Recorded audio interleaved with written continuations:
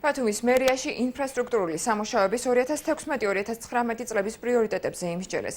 შეხვედრას შესაბამისი განყოფილებების წარმომადგენლებთან ერთად ადგილობრივები ქალაქის სხვადასხვა ტერიტორიული ორგანოებიდან ესწრებოდნენ. როგორც პრეზენტაციაზე ითქვა, სპეციალური გეგმა გრაფიკის მიხედვით გაგრძელდება ქუჩების, ტროტუარების, სკვერების კეთილმოწყობა, ასევე წყლისა და მიწისქვეშა კომუნიკაციების მოწესრიგების სამუშაოები, ბაღების მშენებლობა, გარე განათებების მონტაჟი და სხვა.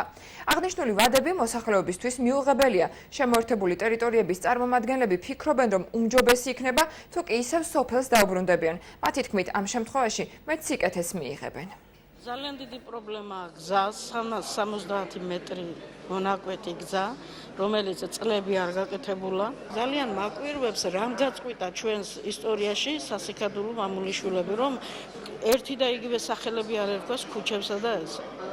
შემოსასვლელს მახვილაურის ქუჩა, მე სადაც ცხოვრობ, ქუჩა მახვილაურის დასახლება. ან როგორი სათქმელია, ან რა არის ვერ გავიგე. ქალაქის მერიამაც რომ ვერ წუდება ამ პრობლემებს დაგვაბრუნონ ისევ სოფელში. ჩვენ ძალიან დიდი სურვილი გვაქვს. 100 წელი უნდა რომ ის ტერიტორიები, სადაც მე ვცხოვრობ, 100 წელი ვერ გახდება ქალაქი.